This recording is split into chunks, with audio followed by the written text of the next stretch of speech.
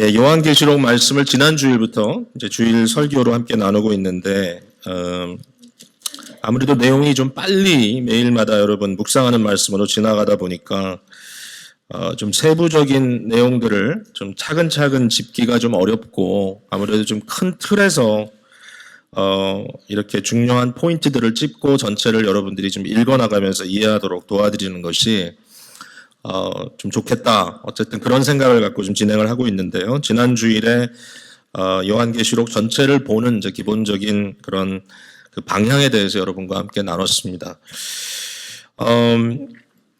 두루마리의 7인을 떼는 장면들을 여러분들이 읽으셨을 거고요. 그 다음에 7째 인을 뗄 때 하늘로부터 7 천사가 나오고 그 7 천사 각각 자기 손에 든 나팔, 그래서 이 나팔을 차례대로 불어가는 장면을 여러분들이 읽으셨을 것입니다.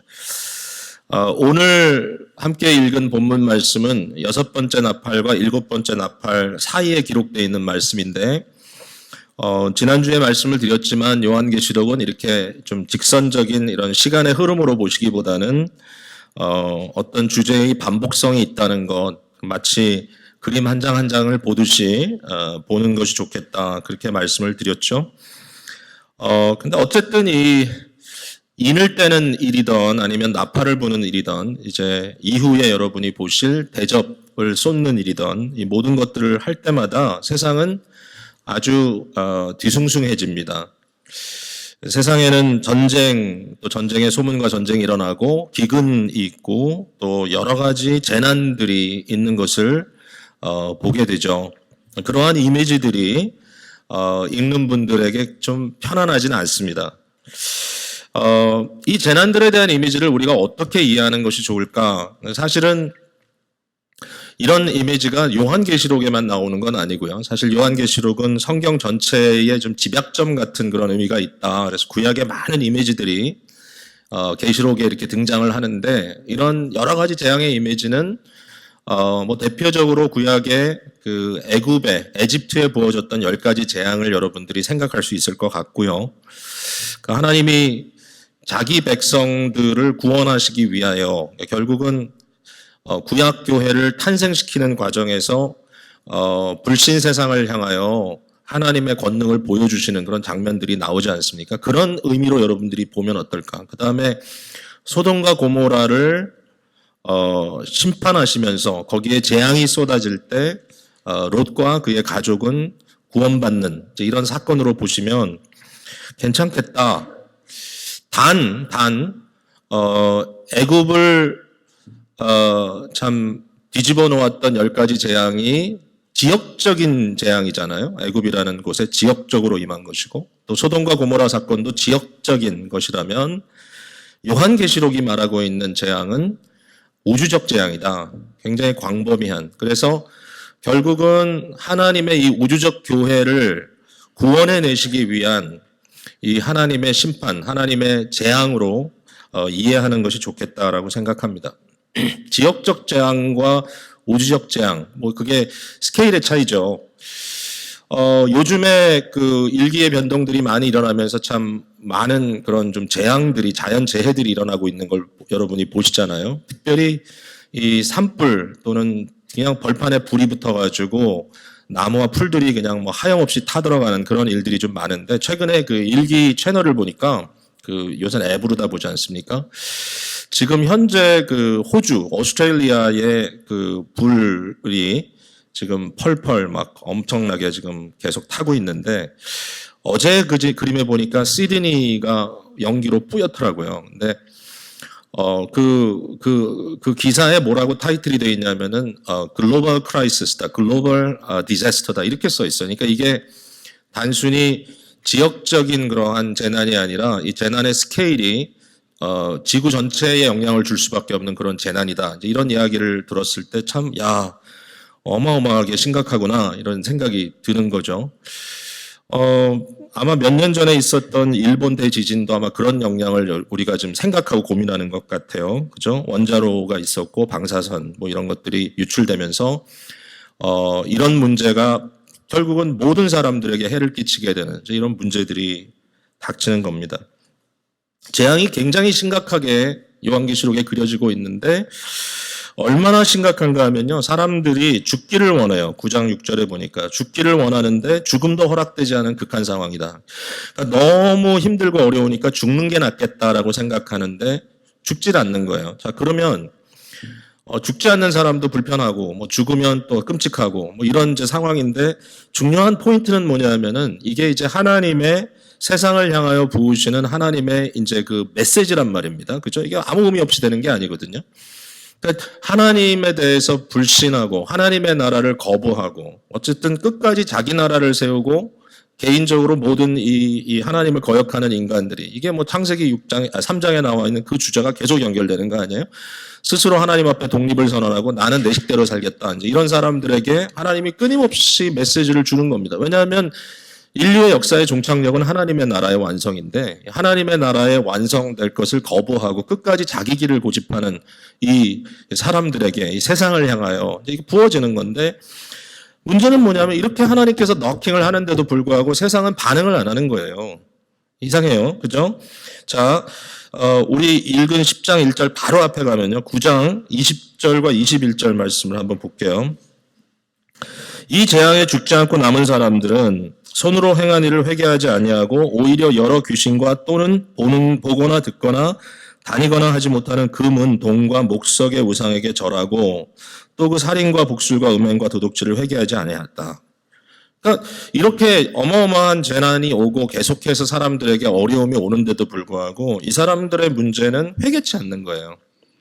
결국은 자기 나라를 세운 거죠. 그리고 자기 식대로 모든 걸 하는 거예요. 여기 하나님의 여러 규율들이 여기 이제 언급되고 있는데 자기들은 그렇게 안 사는 거예요. 자기 스스로 법이 됐으니까. 그래서 하나님을 끝까지 거역하고 자기의 우매한 방법대로 금이나 은이나 동이나 목석 우상에게 절하는 겁니다. 세상에서 우리가 절하는 것들이 많죠. 특별히 돈에 절하잖아요. 그러니까 계속 그렇게 산다는 거예요. 끊임없이. 그러니까 믿는 사람과 믿지 않는 사람의 큰 차이인 거죠. 그러니까 믿는 사람들에게도 환난이 있습니다. 동일하게. 뭐 똑같은 환난이 아닐 수 있어요. 그러나 믿는 사람에게도 환난이 있고 믿지 않는 사람에게도 고난과 환난을 하나님께서 주십니다. 근데 믿는 사람들에게 주어진 환난은 어떻게 해서든지 하나님께 더 나아가게 합니다. 물론 임시적으로는 잠시는 어떤 충격을 받았을 때 좀 약간 정신이 어지러울 수도 있고 하나님이 왜 이러시지? 이럴 수 있지만 결국은 하나님을 향하여 방향이 돌아갑니다. 마치 컴파스를 한번 흔들어도 이게 바늘이 왔다 갔다 하다가 제자리 잡는 것처럼 그러니까 믿는 사람이기 때문에 그래요. 근데 하나님을 거역하는 불신 세상은 어떠냐면요. 환난과 고난이 닥치면 닥칠수록 하나님을 더 원망하고 저주하고 곁길로 가는 거예요.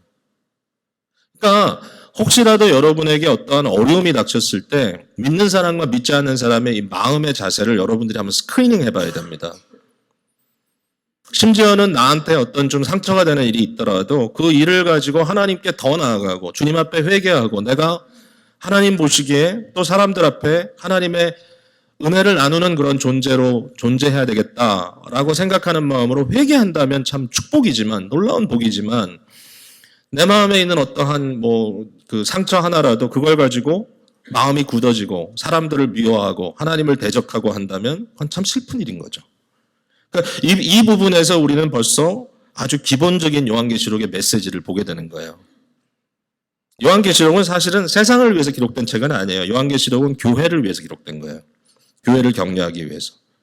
이런 의미에서 저희들이 어떤 생각을 해야 되는지 한번 잘 보면서 갔으면 좋겠습니다.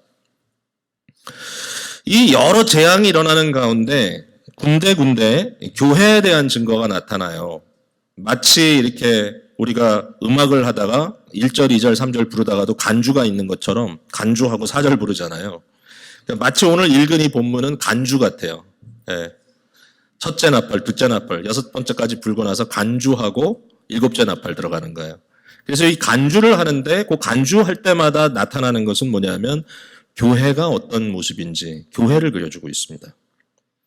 오늘 저희가 이 교회에 대한 모습을 좀 봤으면 좋겠어요. 근데 좀 비껴갈 수 없는 본문이 7장 본문이기 때문에 7장 본문을 한번 또 봤으면 좋겠어요. 네, 7장 본문이 굉장히 중요한 교회에 대한 증거이니까 이제 여섯째 인을 떼고 일곱 번째 인으로 가는 그 과정에서 7장이 등장합니다. 그러니까 여섯 번째 나팔에서 일곱 번째 나팔 가는 도중에 10장 11절이 있듯이 교회에 대한 얘기가, 여기도 교회에 대한 얘기가 나와요. 근데 교회의 두 가지 모습을 그려주고 있어요. 첫 번째 교회의 모습은 14만 4천의 교회입니다. 14만 4천. 자, 많은 분들이 이 하나님의 인을 받은 14만 4천에 대해서 해석에서 많이 넘어져가지고 또 이단자들이 이렇게 그런 참 이상한 이 해석들을 함으로써 스스로 문제에 봉착하는 경우를 많이 봅니다. 여기 14만 4천 하나님의 인을 받은 사람들의 모습은 뭔가, 저는요 이 모든 것을 교회에 대한 그림을 하나님께서 여러 겹으로 그려주시는 거라고 생각하고요. 그렇게 여러분께 이해를 시켜볼게요. 자, 하나님의 인을 받았다는 것은 뭐냐면 당시의 노예들의 모습이에요. 당시의 노예들은 이마에다가 인을 받아요. 그 주인의 인을. 그러면 그걸 통해서 그 사람들이 누구의 것인지가 증명이 되는 거예요. 그러니까 하나님의 인을 받은 사람들이에요. 이 사람들은 하나님의 종들이에요. 즉 하나님의 백성이에요. 하나님께 속한 사람들이에요. 하나님께 속한 사람들을 하나님이 보호하세요. 근데 이 14만 4천이라는 숫자는 뭐냐면 밑에 쭉 보면 한 지파당 12,000명씩 개수가 됐어요. 12지파로. 그러니까 이게 12이라는 숫자예요. 결국 12이라는 숫자의 멀티플인데 이 12이라는 숫자는 하나님의 백성을 의미하는 숫자예요. 구약의 12은 12지파고 그 12지파로 대변되는 구약교회, 신약교회는 12사도를 기반으로 해서 퍼져나가는 신약교회. 그래서 24장로의 의미도 우리가 교회로 받지 않았습니까? 구약과 신약의 교회를 통틀어서 우주적 교회를 표현하는 말이다. 그러니까 여기에 이 10이라는 숫자가 반복되는 것은 그런 의미고 각 지파마다 12 타임스 1000입니다. 1000. 그러니까 이 천천만만이라는 것은 그만큼 이제 많다라는 걸 의미를 하는 거죠. 그러니까 이건 다수의 의미를 갖고 있어요. 그러니까 이 숫자가 이 14만 4천이라는 숫자 자체에 아주 정확한 문자적 의미를 두려고 하면은 아무래도 이제 곁길로 가게 되겠죠. 근데 중요한 건 뭐냐면은 이것보다 더 중요한 사실은 이게 민수기 1장의 이미지하고 겹친다는 거예요. 그러니까 이 요한계시록을 읽을 때는 구약을 통해 읽어야 돼요. 다른 방법이 없어요. 구약의 이미지를 계속 가져오고 있기 때문에. 근데 민수기 1장에 나오는 이 계수죠. 12지파를 계수하는 걸 보면 12지파를 계수할 때 다 계수하는 게 아니에요. 장정들만 계수하는 거예요. 즉 다시 말해서 손에 무기를 들고 싸울 수 있는 군인들을 계수하는 겁니다. 그래서 그 숫자가 한 60만 정도가 나와요. 민수기에 보면. 이 사람들이 바로 출애굽한 이스라엘이에요. 이 출애굽한 이스라엘의 하나님의 대군이라고 불러요. 이 60만 대군이에요. 말 그대로. 어마어마하죠. 현재적으로 생각을 해도. 그렇지만 뭐 어떻게 보면 모든 그 민족 단위가 다 군대화된 거예요. 그래서 그걸 이제 60만을 했는데 여기는 14만 4천입니다. 숫자적으로 더 적잖아요. 근데 중요한 건 뭐냐면 다시 말씀드리지만 너무 질서정연합니다. 12지파의 각 지파마다 12,000명씩 계산이 돼서 14만 4천이 나왔는데 이 개수라는 말은 뭐냐면 이것은 전투를 한다는 얘기예요. 전투. 이건 전투의 이미지예요. 이건 민수기 통해 봐야 돼. 그러니까 12지파를 그런 의미로 봐야 돼요. 그러니까 하나님의 백성들이 전투하는 집단으로 계수가 되는 거예요. 하나님의 군대로. 그들이 인을 받고 세상과 함께 싸웁니다. 14만 4천이. 근데 이 전투적 교회로서의 의미를 우리가 여기서 보라는 거죠. 다시 말해서 제가 좀 이제 조금 앞뒤를 이제 좀 이렇게 조정해서 말씀드릴게요. 연결해서. 결국 교회를 생각할 때 우리가 두 가지 의미를 생각하거든요. 그러니까 하나는 전투적 교회고 또 하나는 승리한 교회입니다. 이게 아주 신학적인 프레임이지만 도움이 많이 돼요, 여기에. 그러니까 요한계시록 7장에 나오는 14만 4천은 전투적 교회, church combatant 이렇게 불러요. 전투적 교회. 그 다음에 9절 이후에 등장하는 교회는 천상의 교회. 이것은 church triumphant, 승리한 교회. 이 두 개의 이미지가 지금 여기에 이렇게 사이드 바이 사이드로 제시가 되는 거예요. 교회는 싸워요, 지금 현재 교회는. 저와 여러분도 그런 교회에 지금 있는 거예요. 우리는 교회가 안에서 이렇게 막 스스로 투쟁한다 그런 의미보다는 세상의 것과 또 세상의 역량과 싸우는 거예요. 그러니까 이 전투적 교회의 이미지가 여기에 강하게 등장하고 있다. 현세적 교회의 모습을 보여주고 있다. 언젠가 14장으로 넘어가면 이 14만 4천이 모든 싸움을 마치고 구속받은 백성으로서 하나님 보좌 앞에 서 있는 모습이 나와요. 언젠가는 이 14만 4천으로 대면되어 있는 이 전투적 교회가 완전히 모든 싸움을 마치고 하나님 앞에 쉴 날이 올 겁니다. 지금은 전투적인 교회입니다. 저와 여러분이. 한 가지 재밌는 것은 뭐냐면 여기에 12지파를 여러분들이 살펴보면 구약에 나오는 12지파하고 좀 차이가 있어요. 구약에서는 이스라엘의 12지파를 계수할 때 레위인을 빼요. 레위는 성막과 성전을 지키게 돼 있기 때문에 이 사람들은 일상 12지파하고 계산이 안 되고요. 한 지파가 빠지니까 그러니까 어떻게 되느냐. 하나의 아들로 대변되는 이 지파가 두 지파로 나눠집니다. 그게 바로 요셉의 지파죠. 여러분 다 아시죠? 므낫세와 에브라임으로 나눠져서 그 사람들이 결국은 한 지파 한 지파를 이뤄가서 12지파가 다시 돼요. 근데 요거 읽으셨죠, 여러분? 예, 이때 제가 학교에서 가르칠 때도 숙제해왔죠? 그러면은 보이는 눈초리가 약간 보여서 잠깐 부담스럽긴 한데 어쨌든 여기에 보면은 12지파의 이름에 요셉의 이름이 등장하고 므낫세 이름이 등장하니까 여전히 그 두 지파가 거기 들어갔어요. 근데 레위가 또 들어가 있어요, 거기면. 그러면 13지파가 돼야 되잖아요. 근데 보니까 한 지파가 빠졌어요. 그 지파가 단지파예요, 단지파. 이게 좀 의아한 거예요. 왜 단지파가 빠졌을까? 단지파에 대한 해석은 많이들 이렇게 합니다. 야곱이 말이죠. 12아들을 이렇게 마지막으로 그들을 위해서 기도하는 장면이 창세기 뒷부분에 나오는데 거기에 단지파에 왔을 때 이게 축복인지 저주인지 헷갈리는 그런 얘기가 거기 나온단 말이에요. 무슨 얘기를 하냐면 단에 대해서 얘기를 너는 길 위에 뱀이다 그랬어요. 길 위에 있는 독사다. 그러면서 하는 말이 말을 탄 자가 지나갈 때 그 길로 지나갈 때 네가 이 뱀이 말굽을 물 것이다. 말에 힐을 문다는 거야. 발뒤꿈치를. 그러면 그 위에 말을 타고 있는 자를 떨어뜨리게 하려고 할 것이다. 이렇게 써 있어요. 단지파에 대해서. 딴 얘기가 없고. 그 다음에 마지막에 한 줄이 있어요. 그러므로 하나님의 구원을 내가 기다리나이다. 이렇게 썼어요. 그래서 이 단지파는 의미가 굉장히 음산해요. 이상해. 그래서 많은 분들이 단지파를 이단과 연결시켜요. 단지파는 이단적 그러한 지파의 모습을 보여주고 있다. 제가 예전에 말씀드렸죠. 제가 어렸을 때 교회 부흥에 참석했는데 그 부흥사가 너무 애국적인 분이라서 하는 말이 한국 민족은 이스라엘의 12지파에서 왔다. 그러면서 우리 단군이 곧 단지파, 이 단이다 이렇게 얘기하는데 그거 좋은 해석이 전혀 아닙니다, 여러분. 그러니까 여기서 좀 버리시고요. 참 별 희한한 일이 다 있죠. 근데 그때는 정말 진심했어요, 우리 마음에. 너무 감동을 받고 다 일어나서 애국가 부르고 헤어졌는데 근데 이게 교회에 대한 바른 이해다라는 부분에서 우리가 고민을 해야 돼요. 12 중에 하나는 이단이에요. 예수님의 12제자 중에도 하나가 이단이에요. 가룟 유다가. 그러면 우리가 이렇게 질문할 수 있어. 아니 예수님도 자기 제자들을 다 자기 따르게 못하고 한 사람이 이탈한 걸 보면 여기에 어떤 비밀이 있지 않은가. 그러니까 12지파 중에 한 지파가 이탈이에요. 그래서 이 부분에 대해서 우리가 오늘날 교회를 이해하는 데도 굉장히 중요한 의미가 있다고 생각해요.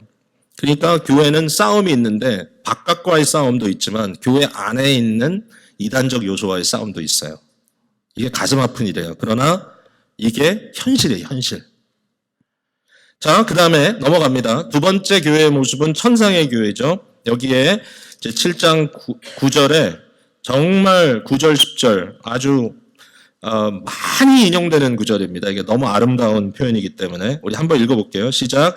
2일 후에 내가 보니 각 나라와 족속과 백성과 방언에서 아무도 능히 셀 수 없는 큰 무리가 나와 흰옷을 입고 손에 종려가지를 들고 보좌 앞과 어린 양 앞에 서서 큰 소리로 외쳐 이르되 구원하심이 보좌에 앉으신 우리 하나님과 어린 양에게 있도다 하니. 네, 계속 예배는 진행됩니다. 그러니까 이 큰 무리 더 이상 여기에는 이제 숫자를 세질 않죠. 예, 전투적 교회가 아닙니다. 이거는 완성된 성취된 교회로 보여주는 거죠. 승리한 교회, Church Triumphant이죠. 그래서 이 승리한 교회를 보여주는데 이 사람들은 누구냐 하면은 세상의 환란에서 나온 자들이고 그들의 옷을 어린 양의 피에 씻어서 신옷이 됐다라고 얘기합니다. 그러니까 이 사람들은 승리한 교회의 모습인데 이게 말이죠. 전투적 교회는 오늘날의 교회이고 승리한 교회는 미래의 교회이고 이렇게만 볼 필요는 없어요. 물론 미래 면이 있어요. 그러나 지금도 하늘 하나님 보좌 앞에 이 교회가 진행되고 있어요. 그래서 뜻이 하늘에서 이루어진 것 같이 땅에서도 이루어지이다. 하늘 지성소가 있는 거예요. 그래서 우리가 생각하는, 우리가 신학적으로 예배를 정의할 때 주일 공예배는 예배 공동체가 믿음을 가지고 같은 고백으로 같은 찬양으로 천상의 보좌 앞으로 올라가는 교회다. 그래서 우리의 예배 현장은 천상이다. 이건 뭐냐면 바로 이 승리한 교회를 미리 경험하는 거예요. 그리고 다시 세상으로 파송돼서 전투적 교회로 나가는 거예요. 그러니까 이 양면이 있다는 게 이게 꼭 미래에 대한 이기만은 아니다. 우리는 끊임없이 환란을 이기고 승리한 교회로 매 주일마다 예배해야 하고 그리고 다시 세상으로 파송되는 전투적 교회로 또 마음 잘 가다듬고 가야 된다. 이러한 반복적인 이미지가 있다. 이게 요한계시록에도 등장하는 이미지라고 우리가 볼 수 있어요. 자, 이제 오늘 본문으로 갑니다. 10장과 11장은 말씀드린 대로 6번째 나팔과 7번째 나팔 사이에 있는 인터루드인데요. 간주인데요. 여기에 교회의 모습이 나타납니다. 이 교회는 환난 가운데 있는 세상 중에 존재하고 아직도 하나님께 반항하고 회개치 않는 죄인들 가운데 교회가 존재하고 있고 세상의 악한 세력이 막 해하려고 하는 가운데 위험천만한 상황 속에 이 교회가 존재해요. 그러나 이 교회는 보냄받은 교회예요. 무엇을 위하여? 선지적 사도적 교회로 보냄받은 거예요. 그러니까 하나님 나라에 대한 증거자로 그러니까 이 세상은 하나님의 나라를 대적하지만 이 현세에 주어진 교회는 끊임없이 하나님의 나라를 증거하는 교회로 세상에 보냄받은 겁니다. 이게 바로 10장과 11장에 나와 있는 내용이에요. 저는 이 부분을 크게 3개의 주제로 말씀을 드릴게요. 간단하게. 첫 번째는 교회는 무슨 근거를 갖고 있는가? 무슨 근거로 이런 교회가 될 수 있는가? 그 다음에 두 번째는 그 교회가 당하는 환난, 핍박. 그리고 세 번째는 교회의 승리. 교회가 어떻게 승리하는가? 아주 간결하게 말씀을 나눠야 될 것 같은데요. 여러분들이 이 말씀 듣는 걸로 끝나지 말고 좀 더 말씀 보면서 묵상했으면 좋겠어요. 교회의 근거에 대해서 가르치는 내용은 10장에 나온다고 저는 이제 봐요. 근데 여기에 하늘로부터 내려온 천사가 있어요. 1절에 보니까 내가 또 보니 힘센 다른 천사가 구름을 입고 하늘에서 내려오는데 그 머리 위에 무지개가 있고 그 얼굴은 해 같고 그 발은 불기둥 같으며 천사가 내려오는데 대단한 천사예요. 이게 아주 힘이 센 천사라 그랬어요. 근데 이 천사가 들고 있는 것은 두루마리 책이에요. 작은 두루마리 책. 근데 이건 열려 있어요. 지금 닫혀 있는 게 아니라 어떤 분은 이 힘센 천사가 예수 그리스도의 모습이 아닌가. 왜냐하면 겹치는 부분이 있어요. 그의 얼굴이 해와 같아요. 그리고 그의 발은 불기둥 같다. 1장에서 봤던 이미지하고 겹쳐요. 그리고 또 한 가지 재미있는 건 머리 위에 무지개가 있어요. 이것은 4장에 보았던 하나님의 보좌의 어떤 이미지하고 또 겹쳐요. 그래서 이 천사는 천사라고 불리고 있지만 굉장히 좀 신적인 존재가 아닌가. 근데 저는 어떤 해석이 좀 마음에 드냐면 천사는 천사라는 거예요. 이게 천사는 하나님께서 보낸 메신저잖아요. 왜냐하면 만약에 이게 그리스도요 주님이었다면 이미 주님을 만났던 요한이 주님이라고 표현했을 거예요. 주님이 왔다. 그렇게 안 했어요. 천사라 그랬어요. 근데 중요한 건 그거예요. 천사는 부리는 영이에요, 여러분. 그러니까 천사가 굉장히 아주 어마어마할 수가 있거든요. 그 이미지가. 근데 여전히 부리는 영이에요. 그러니까 천사의 이슈가 있는 것이 아니라 천사를 부리는 그분에게 이슈가 있는 거예요. 그러니까 천사는 하나님의 그 영광되심을 비춰내는 역할을 지금 하고 있는 거예요. 이 천사가 책을 들고 왔어. 근데 천사가 한마디를 할 때 뒤에서 7번 천둥이 우르르 치는 거예요. 그게 무슨 비밀스러운 말이었나 봐요. 요한이 그 말을 받아 쓰려고 했어요. 그랬더니 쓰지 말라 그랬어요. 그거는 그냥 버려둬라. 왜냐하면 중요한 건 두루마리예요. 두루마리. 그러니까 아무리 위대한 천사의 어떠한 그러한 이 좀 신비한 일이 있다 할지라도 거기에 교회를 근거를 두고 있지 않아요. 교회의 근거는 어떤 신비한 이적에 두고 있지 않아요. 교회는 세상을 놀래킬 만한 어떤 그런 자체적인 힘의 어떤 교회의 근거가 있는 건 아니고요. 교회의 근거는 어디 있냐면은 말씀에 있어요. 두루마리에.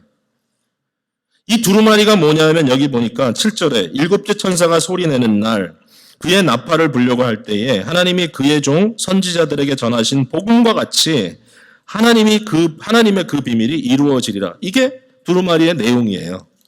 하나님의 비밀, 하나님의 복음의 약속이 이루어진다. 그 약속이 뭐예요? 11장 15절로 한번 가봅시다. 11장 15절.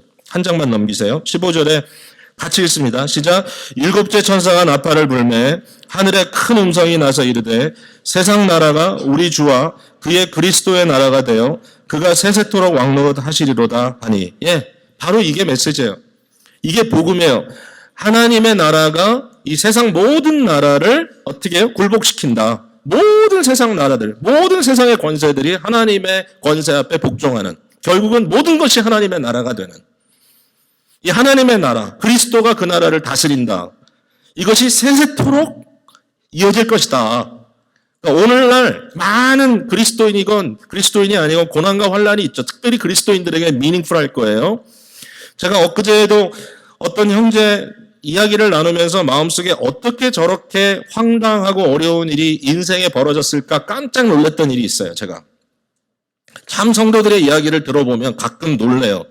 저렇게 힘들고 어렵고 슬프고 비통한 일이 있었구나. 근데 저는 바로 우리가 나눌 수 있는 메시지는 그러므로 안타깝다, 안 됐다, 불쌍하다가 아니라 피리가 아닌 거죠. 우리에게 주어진 메시지는 뭐냐면은 그와 같은 세상의 나라의 안타깝고 어려운 일들이 거기서 끝나는 것이 아니라 반드시 하나님의 긍휼과 공의의 나라가 오실 것이고 너희의 눈에서 모든 눈물을 하나님이 닦아주실 것이다. 우리는 그 나라를 위하여 지음받은 자들이고 그 나라를 위하여 인치심을 받았고 그 나라의 백성으로 이 세상에 존재하고 있고 끊임없이 그 나라를 향하여 가고 있고 그 나라가 이루어질 것이다. 근데 그걸 거역하는 사람들이 세상이에요. 이러한 상황 속에서 요한이 그 두루마리를 먹어야 됩니다. 먹어야 됩니다. 먹으라고 합니다. 입에는 달고 배에는 썼다.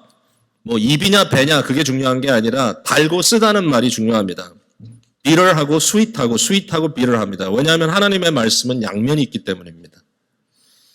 하나님을 거역하고 하나님께 나아가지 않는 자들에게 하나님의 말씀은 심판의 말씀이고 정죄의 말씀일 수밖에 없습니다. 그들이 잘못한 것을 지적합니다. 그러나 하나님을 사모하고 그에게 나아가는 자들에게 하나님의 말씀은 용서와 회복의 말씀이고 그리고 지금 당하고 있는 환난과 곤고함에 대한 하나님의 신원의 날이 반드시 온다라고 하는 문제 해결의 메시지입니다. 그래서 이 양면이 있는 겁니다. 달고 씁니다. 근데 여러분 아시죠? 이 이미지가 지금 이 두루마리를 먹는 이미지가 여기만 나오는 게 아니라는 거를. 에스겔서에 나오는 얘기잖아요. 에스겔이 하나님께서 선지자로 부르실 때 에스겔에게 두루마리를 주면서 먹으라 그랬습니다. 그걸 먹었어요. 쓰고 단 이 두루마리를 먹었단 말이죠. 그렇게 하면서 나가서 전하라 그랬어요. 나가서 전하라. 왜 에스겔을 보냈는가? 에스겔 2장 5절에 이렇게 써 있어요. 그들은 패역한 족속이라 그들이 듣든지 아니 듣든지 그들 가운데 선지자가 있음을 알지어다 그랬어요. 그들이 듣든지 아니 듣든지 그들 가운데 선지자가 있음을 알지어다. 여러분 교회는요. 세상에 지대한 영향을 미치기 때문에 교회에 근거가 있는 거 아니에요. 우리가 그러길 바라요. 하나님의 부흥의 불길이 일어나면 교회가 세상을 막 영향 주는 것처럼 보일 때가 있고요. 세상이 교회로 점령되는 것 같은 느낌이 있을 때도 있어요. 그러나 그게 교회의 현세적 근거는 아니에요. 세상이 들을 수도 있고 안 들을 수도 있어요. 근데 교회에 주신 하나님의 현세적 근거는 뭐냐면은 하나님의 증거가 있도록 하는 거예요. 세상이 너무 강해지는 것 같아서 교회가 축소될 수도 있어요. 교회가 정말 두세 명만 모일 수도 있어요. 그러나 거기 중간에 하나님 나라의 도래라고 하는 하나님의 나라가 온다고 하는 하나님의 나라가 우리에게 왔고 그 나라가 장차 보편적으로 임할 거라고 하는 복음적 선지적 증거가 반드시 남아 있어야 돼요. 저는 이제 현세 교회에 대해서 좀 우려되는 부분이 오늘도 EM 예배 끝나고 그런 얘기를 좀 나눴었는데 교회가 이제는 이런 하나님 나라의 이런 에센셜한 복음에 대한 이야기보다는 굉장히 플러피한 종교를 사모하고 있다. 이게 현시대적 크라이시스인 것 같아요. 현시대적 위기. 뭐냐면 그냥 인간적으로 이렇게 좀 마음을 위로해주고 다듬어주고 품어주고 이런 그냥 모이면 그냥 좋고 이러한 교회에 대한 이미지를 자꾸 생각하니까 어디서 내가 좀 만족을 받을까라고 이곳저곳 기웃기웃거리는 경우들이 있어요. 근데 현세적 그러한 어떤 교회에 대한 이미지는 성경의 이미지하고는 아주 달라요. 여러분들이 깊이 고민해야 돼요. 성경의 이미지는 하나님의 말씀의 진리됨의 선포예요. 그리고 그 증거가 있기 위해서 아무도 교회를 우대하지 않고 박수 쳐주지 않고 존중해주지 않고 짓밟는 상황에 온다 할지라도 교회는 선지자의 위치를 지켜야 돼요. 퍼퓰러하지 않을 수도 있어요. 플러피해지고 싶은 게 아니에요. 세상한테 어필해서 그 사람들이 참 교회가 참 따뜻하고 좋네 정도를 하기 위해서 교회가 존재하는 게 아니에요. 교회는 하나님의 선지적 공동체로 존재하는 거예요. 이 부분에 대해서 저와 여러분이 교회로서 헌신해야 돼요. 자, 그 다음에 두 번째로 교회가 당할 고난은 뭐냐? 11장으로 넘어갑니다. 자, 요한에게 지팡이가 지워집니다. 지팡이와 같은 갈대라 그랬는데 결국 이제 메저링 스틱이죠. 이렇게 그 사이즈를 재는 자입니다. 자. 하나님이 성전과 제단과 그 안에서 경배하는 자들을 측량하라 그랬어요. 이 측량의 개념은 뭐냐면요. 몇 가지 의미가 있는데 한 가지는 보호의 의미입니다. 보호. 그러니까 이 부분을 보호하라. 그 다음에 또 하나의 이미지는 뭐냐면은 재건의 이미지입니다. 재건. 그러니까 스가랴 같은 데 보면 얘기가 나옵니다. 성전 재건할 때 수룹바벨과 여호수아라는 제사장을 통해서. 근데 이 측량하라는 말 속에 교회가 하나님께서 보호하신다는 거예요. 오늘날 교회가 이처럼 선지적 공동체로 남으면서 투쟁하는데 교회가 어렵단 말이죠. 그러니까 어려운 교회를 지켜주시는 거예요. 하나님이. 내가 너희를 지켜주겠다. 근데 너무 중요한 건 2절입니다. 성전 바깥바닥은 측량하지 말고 바깥마당 그냥 두라. 이것은 이방인들에게 두었은즉 그들이 거룩한 성을 42달 동안 짓밟으리라 그랬어요. 사실 구약의 개념으로 가면 성전 바깥들은 이방인의 뜰이라 그러죠. 이방인들이 와서 기도할 수 있도록 자리를 내준 건데 이 부분에서는 어떻게 얘기냐면 그 뜰은 재지 말래요. 다시 말해서 사실은 이방인의 뜰도 성전 전체의 큰 의미에서는 파트거든요. 근데 이걸 내줬단 말이에요. 세상에게. 그게 결국 뭐예요? 세상의 압박과 교회를 향한 핍박이 어디까지 와 있어요? 문턱까지 와 있다는 얘기예요. 그걸 허락하셨어요. 그러니까 교회가 세상과 투쟁하는데 세상이 교회와 투쟁하는데 그 투쟁의 지점이 교회 문 앞까지 와 있어요. 정말. 그러니까 이러한 상황 속에서 어느 동안 지나가느냐 여기 보니까 42달 동안 그랬어요. 42달. 그 다음에 두 증인이 등장을 하는데 3절에 이 두 증인이 권세를 갖고 예언을 합니다. 선지적인 사역을 합니다. 그 날수가 1260일입니다. 이거 갑자기 숫자가 나오니까 머리가 아프죠. 계산이 빠른 분들은 42달은 3년 반이라는 걸 금방 계산했을 겁니다. 3년 반이라는 숫자가 여기 등장하는구나. 그 다음에 1260일이라는 것도 1년을 360일로 계산하면 3년 반이 딱 떨어집니다. 그러니까 이건 똑같은 숫자예요. 3년 반. 그럼 이 3년 반이라는 숫자는 문자 그대로 3년 반이냐 아니면 상징적인 숫자냐 했을 때 저는 상징적인 숫자라고 생각합니다. 그 숫자가 무엇을 의미하느냐. 전투적인 교회가 세상과 싸우는 기간입니다. 그때가. 지금입니다. 지금. 그러니까 현재 세상과 싸우고 있는 전투적 교회의 그 시기를 하나님께서 그 날짜를 세셨다는 겁니다. 그게 계속 진행되는 게 아니고요. 거기에 어떤 시대적인 시간적인 어떠한 이 틀이 있다라는 거죠. 어쨌든 이 3년 반의 의미를 그렇게 이해할 수 있으면 좋겠다라는 생각이 되는데 3년 반이라는 이 말이 그냥 나온 건 아니고 여기에 다니엘서에 나오는 얘기예요. 그죠? 다니엘서에 이 투쟁 기간을 뭐라고 부르냐면 한때, 두때, 그리고 반때 이렇게 나옵니다. 한때, 두때, 그리고 반때. 그걸 더하면 3년 반이 되는 겁니다. 그 말이 반복돼서 나오거든요. 그러니까 결국 그 말을 그대로 옮겨다가 여기에 3년 반이라는 숫자를 이렇게 코드로 계산했습니다. 한때, 두때, 반때 그렇게 얘기하지 않고 42달 또는 날짜로 계산하고 1260일 계산하려는 거예요. 숫자를. 그래서 3년 반의 이미지가 여기서 등장을 하는데 여기에 이제 두 증인이 등장을 합니다. 두 증인. 이 두 증인 때문에도 또 골치 아프죠. 누가 도대체 두 증인이야? 이단의 교주들은 자기가 두 증인이라고 얘기하는 분들 계신데 이 두 증인도 문자적으로 두 사람이라고만 얘기할 필요는 없어요. 이건 증인의 개념이니까 이미 얘기한 대로 10장 마지막 부분에 요한을 파송한 것의 연속이거든요. 이 두 증인은 곧 증인적 삶, 사도적 삶을, 선지적 삶을 살아야 되는 교회를 의미합니다. 왜 둘이냐? 하나가 아니고. 그 이유는 증인은 반드시 두세 명이 돼야 되거든요. 혼자 증인을 해가지고는 증거가 안 되거든요. 그게 성경의 원리예요. 그 다음에 이 사람들이 여기 보니까 두 감람나무라 그랬고 두 촛대라 그랬어요. 두 감람나무의 이미지는 스가랴에서 나오는 거죠. 스가랴에서에 보면 거기에 두 감람나무가 나오고 그 두 감람나무 사이에 금촛대가 나옵니다. 그래서 이 감람류가 금촛대로 서플라이 되는 그런 모습을 보여주면서 그 두 사람을 뭐라고 불렀냐면은 누구를 그 명칭을 했냐면 바로 총독인 스룹바벨과 선지자 제사장으로 부름받은 여호수아 이 두 사람을 통해서 하나님의 성전이 재건되는 그 이야기를 거기서 하고 있단 말이죠. 그러니까 이 두 증인의 이미지는 여러 가지 이렇게 복합적인 그림들을 갖고 있는 거예요. 이걸 다 보여주고 있어요. 재밌는 건 뭐냐면 나중에 보면 이 두 사람이 누구와 같은가 하면 구약에 나오는 두 유명한 선지자의 모습을 하고 있단 말이에요. 6절을 보세요. 그들이 권능을 가지고 하늘을 닫아 그 예언을 하는 날 동안 비가 오지 못하게 하고 이건 누구예요? 엘리야죠. 엘리야. 그 다음에 또 권능을 가지고 물로 피를 변하게 하고 아무 때든지 원하는 대로 여러 가지 재앙으로 땅을 치리로다. 이건 누구예요? 모세죠. 예, 여러분 다 아세요. 이거 보면 다 알아요. 무슨 얘기인지. 엘리야가 아합 왕 시대에 일대 투쟁에 들어가지 않습니까? 그죠? 아합과 이세벨 시대. 그래가지고 바알 그 선지자들과 마지막 갈멜산에서 쇼다운이 있죠.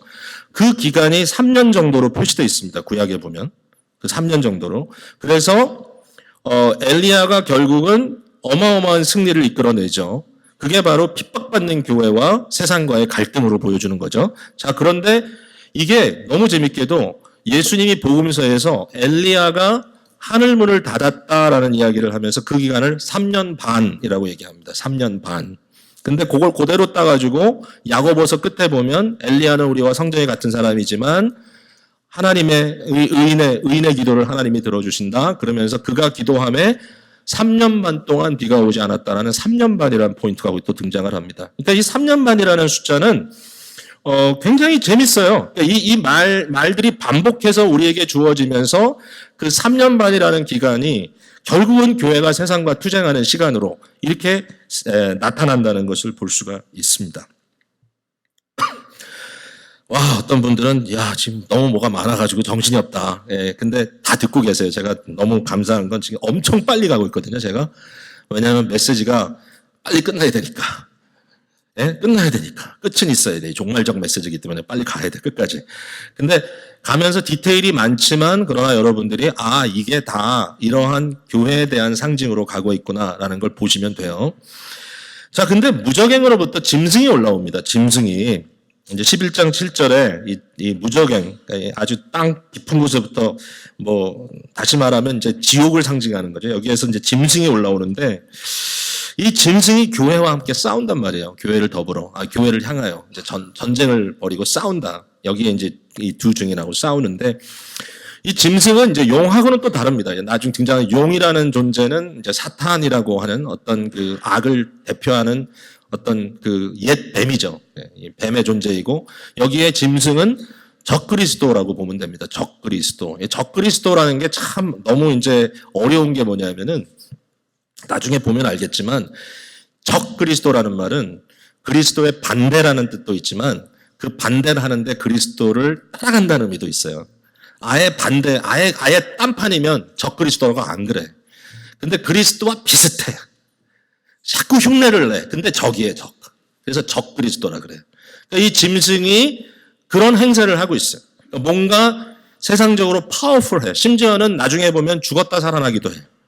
죽었다 살아났다기보다는 큰 상처를 받았는데 다시 일어나는 그런 모습을 보이기도 해요. 어마어마한 이 윌파워, 어마어마한 인간 승리, 어마어마한 감동을 줄 수 있는 인물이에요. 이 적그리스도가. 이게 참 혼란스럽죠. 그러니까 우리가 정신을 바짝 차리지 않으면 이게 과연 하나님의 나라인가 적그리스도의 나라인가를 구분하기가 어렵습니다.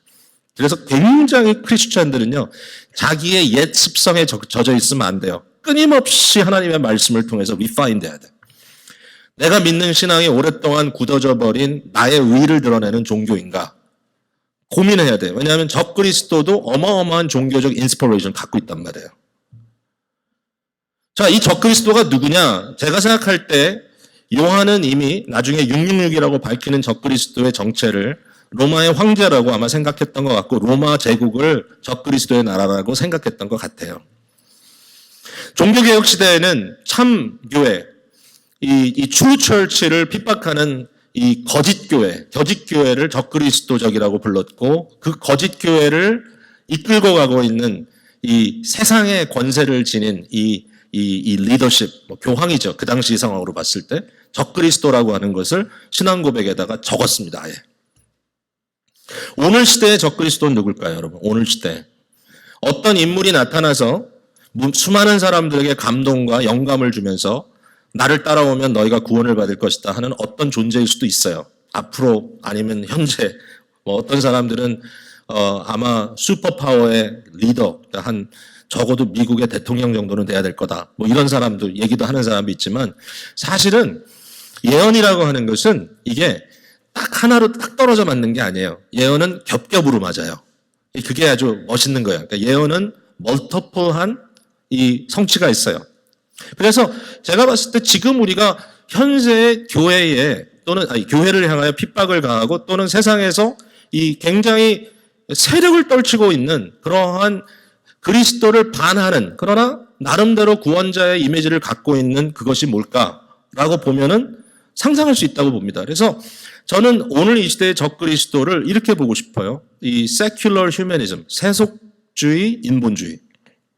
세속주의라는 말은 뭐냐면 하나님이 필요 없다는 것이고 인본주의는 인간을 통하여 어떠한 영광을 이루겠다는 거거든요. 인간 중심 사상. 그리고 인간이 신이라는 거죠, 결국은. 그래서 하나님 없는 인간의 영광을 말하려고 하는 겁니다. 그건 항상 돌아가면 창세기 3장이에요. 근데 이게 헷갈리는 게 뭐냐면 잘 들어보세요, 여러분. 헷갈리는 게 뭐냐면 19세기로 넘어오면서 이러한 인본주의 사상이 굉장히 도덕주의 사상으로 갑니다. 여러분, 세속주의 그러면 다 죄만 질 것 같죠? 근데 아니에요. 도덕주의가 거기 들어간단 말이죠. 그래가지고 막 좋은 일을 해요. 노예 해방도 하고 이런 일도 벌어지고 이러면서 거기에서 뭔가 인간 스스로 가질 수 있는 인간의 어떤 그런 숭고함에 대해서 스스로 찬양하기 시작합니다. 예. 그러니까 여러분, 종교라는 것은 여러 가지를 다 이렇게 감싸 안을 수 있어요. 그러니까 휴머니즘이 종교가 될 수 있어요. 오늘 시대에 바로 아까 말씀드렸던 플러피한 종교는 아주 이렇게 푹신푹신한 종교는 하나님의 나라, 하나님의 다스림에 대한 단호함이 없어요. 결국은 인간 나라예요. 결국은 인간 승리예요. 그리고 그것에 대한 어떤 감동이에요, 감동. 그래서 사람들이 잘했다면 박수 쳐주고 그래요. 그게 나름대로 우리에게 주는 휴머니스틱한 감동이에요. 그러니까 이러한 일들이 벌어지고 있어요. 거기에다가 더 나아가서 이 과학과 돈이라는 이 기술이라는 것이 복합적으로 역사를 하잖아요. 여러분, 이제 기술은 한없는 속도로 정말 어마어마한 속도로 계속 발전돼 나가고 있어요. 그게 현실이에요. 그렇죠? 여기다 돈만 붙여주면요 못할 게 없어요. 그래서 소위 말하는 하나님의 전능하심을 이제는 기술과 돈이 해낸다고 생각해요, 인간들은. 그리고 과학이 하나님으로부터 떠나가서 인본주의적 과학이 됐을 때 클레임합니다. 우린 다 할 수 있다. 하나님의 전지하심도 다 할 수 있다고 합니다. 이 세큘러 휴머니즘이. 그리고 요새는 무소부재함까지 들어왔어요. 온라인 때문에. 어디서든지 다 할 수 있어요. 리치할 수 있어요. 이제는 전 세계가 하나로 묶여져. 이러한 상황 속에서 세큘러 휴머니즘이라는 게 날개를 달고 다니면서 모든 사람들을 포섭합니다. 하나님 없이도 우린 갈 수 있다. 그리고요, 종교가 인간 중심이 되다 보니까 하나님은 완전 철저한 도구화가 됩니다. 정반대거든요. 너무 비슷한 거예요. 여러분의 생각이 휴머니즘이 아닌가 잘 생각해 봐야 돼요. 여러분의 생각이 내가 가지고 있는 게 혹시 우리가 이렇게 했더니 참 우리가 모범적으로 살 수 있더라. 여러분, 그 감동을 성경이 주기를 원하는 건 아니에요. 궁극적으로. 물론 하나님이 인간을 아름답게 하시고 인간을 개조하시고 인간을 변화시키시고 인간에게 하나님께서 은혜 주세요. 그러나 중요한 건 누가 주인가 하는 거예요. 누가 주인가. 하나님이 주예요. 이걸 놓치면 우리는 세상과 똑같아져요. 너무 중요한 얘기 드렸어요. 근데 우리 아이들이 이 세속주의 교육 속에서 지금 성공하고 있어요. 여러분이 너무 열심히 아이들을 키우기 때문에 얘네들이 세상에 이 세속주의, 인본주의에 잘 적응하고 있어요. 그리고 얘네들이 세상적으로도 아주 엘리트로 성장하고 있어요. 그래가지고 잘 사용받을 거예요. 근데 고민이 되는 거예요. 과연 교회가 못하고 있는가? 이 아이들에 대해서. 그러니까 저희는요, 사실은 기독교 교육이라 그래가지고 뭐 기독교 학교만 가야 된다 그렇게 강조도 안 했고, 또 홈스쿨링 해라 이렇게 강조도 안 했고, 어떤 교단들은요 그거 안 하면 미쳤다 그래요. 당신들은 무슨 배짱으로 아이들을 이런 세속주의 인본주의 학교에 내려다 놓고 너희들 다 했다고 그러냐? 말도 안 된다. 이런 교단들이 있어요. 저한테도 막 공격하는 교단이 있어요. 근데 저는 이렇게 생각해요. 어떤 줄에다가 구슬을 꿰느냐가 중요하다. 그러니까 인본주의, 이 세속주의의 그 줄에다가 세상의 여러 가지 뭐 기술이나 과학이나 이런 걸 낄 수가 있을 거예요. 그럼 그걸 가지고 세속주의 인본주의의 도구로 사용하겠죠. 그러나 기독교 신론으로, 기독교 신본주의로, 오직 성경이 가르치는 하나님에 대한 철저한 신앙으로 이 줄을 갖게 되면 이 세상의 모든 것들도 사실은 갖다가 뺄 수 있어요. 왜냐하면 뉴트럴할 수 있는 부분이 있기 때문에. 여러분, 오늘 누가 기술 자체는 악하다, 과학 자체는 악하다, 학문 자체는 악하다 그렇게 얘기할 수 있겠어요? 그렇지 않아요. 이것이 예수 그리스도를 중심으로 하는, 삼위일체 하나님을 중심으로 하는 바른 창조주 중심 사상이고, 내가 그에게 전적으로 의존적인 존재다라고 하는 인간의 본연의 자세를 이해하고 세상을 바라볼 수 있다면 눈이 달라지는 거예요. 어쨌든 우리는 지금 심각한 문제 앞에 봉착해 있어요. 이러한 적그리스도적 공격이 있어요. 교회를 무너뜨리려고 할 거예요. 많은 교회가 무너졌어요. 여러 가지로. 이러한 상황 속에서, 자, 시간이 막 가고 있네. 제가 이 얘기하다가. 근데 이 두 증인이 죽어요. 근데 이 두 증인이 죽는 것에 대해서 세상은 너무 기뻐해요. 박수 쳐요. 야, 교회는 몰락해야 돼. 아주 교회가 없으면 세상이 편할 거야. 뭐 요새 우리가 그런 얘기 많이 하잖아요. 교회가 세상을 걱정해야 되는데 세상이 교회를 걱정한다고. 근데 그거 여러분 너무 그런 어떤 미디어 쪽에 빠지진 마세요. 우리 스스로를 비판하는 건 좋은데 교회의 기본적인 그 인테그리티가 어디에서 오는지, 우리의 근거가 뭔지를 생각하면 세상이 뭐라 그러는지 사실 부당한 얘기를 하면 안 되겠죠, 우리에 대해서. 그러나 세상은 어쨌든 우리에게 박수 쳐주지 않아요. 세상이 여러분의 신앙이 있다는 이유 때문에 여러분을 존경하지 않아요. 그거는 세상의 원리가 그렇지 않아요. 왜냐하면 그들은 어이없다 그럴 거예요. 당신들 왜 이렇게 사느냐. 그리고 한편으로는 여러분이 예수님을 믿는다고 하지만 세상과 별 다름없이 사는 것을 되게 좋아할지도 몰라요. 그러니까 이러한 상황 속에 우리가 지금 빠져 있다는 것을 인식해야 합니다. 자, 그럼 마지막입니다. 교회의 영광은 뭐냐? 교회의 영광은요, 예수 그리스도와 동행하는 거예요. 왜냐하면 여기에 두 증인의 모습을 보면 죽어요. 근데 3일 만에 부활해요. 그리고 하늘로 승천해요. 그리고 승리의 노래가 울려 퍼져요. 이 누구예요? 예수님이에요. 결국은 오늘날 교회가 가질 수 있는 최고의 영광은 예수 그리스도의 고난에 동참하는 거예요. 그리스도의 죽음과 부활에 참여하는 거예요. 그리고 결국 하나님의 영광의 약속이 이루어질 것을 믿고 가는 거예요. 교회는 이런 궁극적인 의미를 갖고 있어요. 제가 이걸 더 많이 말씀드릴 수는 없겠네요. 그러나 이러한 전체적인 그림 속에 지금 세상이 움직이고 있고 하나님의 교회가 존재하고 있다는 것을 생각하면, 와, 대단한 책이네. 하나님의 말씀이 참 위대하네. 이런 생각이 들 겁니다. 여러분, 오늘 이 말씀 마음에 품고 우리의 현주소를 잘 이해하고 내가 지금 어디에 서 있는지 잘 고민하면서 가시는 주의 성도들 되시기를 간절히 바랍니다. 기도하겠습니다.